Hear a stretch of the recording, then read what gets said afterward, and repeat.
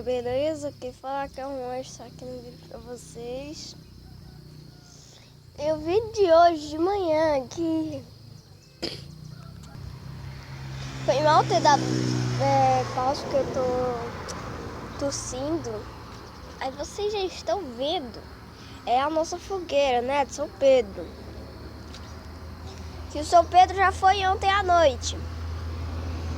Só que aí, quando vai às 7 horas da manhã, a fogueira ainda estava acesa, como vocês já estão vendo agora. E também, antes de assistir esse vídeo, não se esqueça de deixar aquele seu like e se inscrever aqui no canal. Bom, já que tem o mês de Santo Antônio e o mês de São João e São Pedro, hoje estamos em São Pedro. É a última festa junina, sabe? O último mês das festas juninas.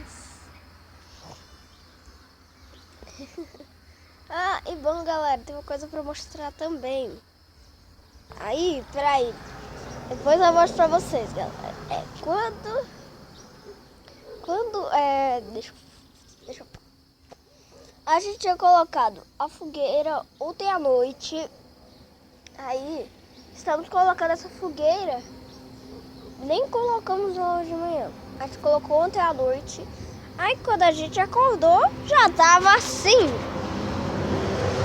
E vou mostrar as coisas que você já... Uma coisa muito legal que vocês já estão muito curiosas e fofinha. Já devia ter gravado desde o vídeo.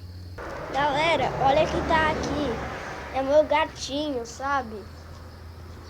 Ele é malhado. Olha aí, garoto. Porque ele corre muito, ele nem quer. Olha aí. Ele é fofinho. E bom, galera, espero que vocês tenham gostado. Já vai deixando aquele seu like. Se inscrevendo aqui no canal. E tchau, galera. Até o próximo vídeo.